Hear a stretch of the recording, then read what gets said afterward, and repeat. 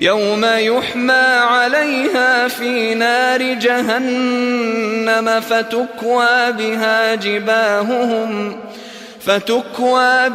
جباههم وجنوبهم وظهورهم هذا ما كنزتم لأنفسكم فذوقوا ما كنتم تكنزون یوم یحمى علیہا، یوم وہ دن ہوگا، یوم وہ کوئی دن آئے گا، یحمى ہما یحمی، ہمین کہتے ہیں گرم کرنے کو، بہت گرم کر دیا جائے گا، علیہا اس پر بہت گرم کر دیا جائے گا، اس خزانے کو بہت گرم کر دیا جائے گا، پھر نار فی میں نار کہتے ہیں آگ کو، اردو میں بھی کہتے ہیں آگ میں، نار جہنم کی آگ کو، معرفہ ہے، ویلی کا نام ہے جہنم، تو اس لیے جو ویلیز ہوتی ہیں اور شہر ہوتے ہیں ان کے نام بھی چونکہ معرفہ ہوتے ہیں، اس لیے پہلا نکرہ دوسرا معرفہ ہے، تو ترجمہ کرتے ہوئے کا کے کی کا ہم اضافہ کریں گے، فی نار جہنم کے آگ میں ان کو مزید گرم کر دیا جائے گا، فَتُكْوَى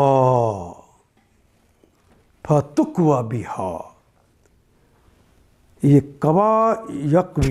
کوا یکوی کہتے ہیں لوہے کو گرم کرنا، اور مکوا کا کلمہ استعمال ہوتا ہے جب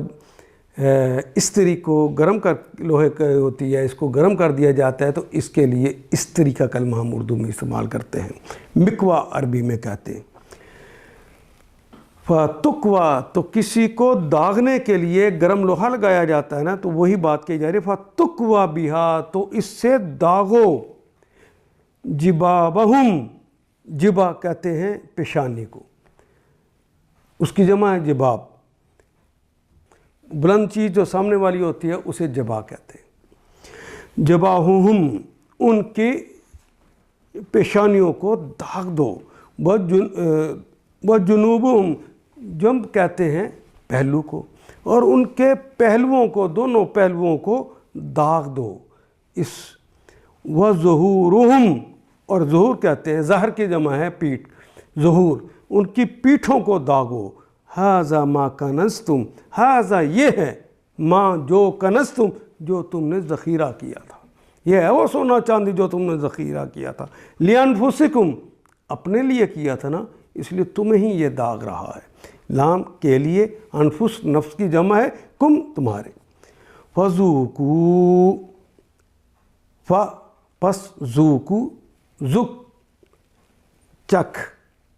ذاقہ یا ذوقو، ذائقہ اردو میں بھی استعمال کرتے ہیں کلمہ، فَذُوقُوا تم سب چکھو، مَا كُنتُمْ تَكْنِزُونَ اب اس کا مزہ چکھو جو تم خزانہ کٹھا کرتے تھے، جو تم خزانہ ذخیرہ کرتے تھے۔ یوم یحمى علیہا فی النار جہنم فی نار جہنم فتکوى بها جباہہم وجنوبہم وظہورہم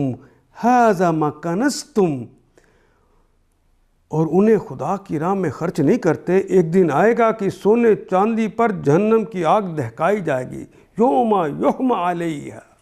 اس دن وہ آگ اس پر دہکا دی جائے گی، یعنی اس آگ میں اس سونے چاندی کے ذخیرے کو ڈالا جائے گا، وہ جب گرم ہو جائے گی، وہ ذخیرہ اکٹھا ہو کے گرم ہو جائے گا، پھر اس سے ان لوگوں کی پیشانیوں کو، پہلوؤں کو اور پیٹھوں کو داغا جائے گا، یہ ہے وہ خزانہ،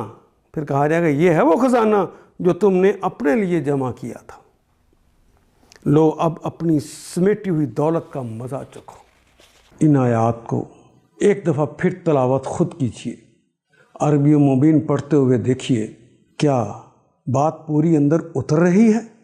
کیا یہ اردو کے سانچے میں ڈھلتی گئی ہیں عبارتیں؟ اگر بات سمجھ آنی شروع ہو گئی تو الحمدللہ یہی ہمارا ہدف ہے، اور یہ ہدف پورا ہو گیا۔ اللہ میرا اور آپ کا حامی و ناصر۔ الف لام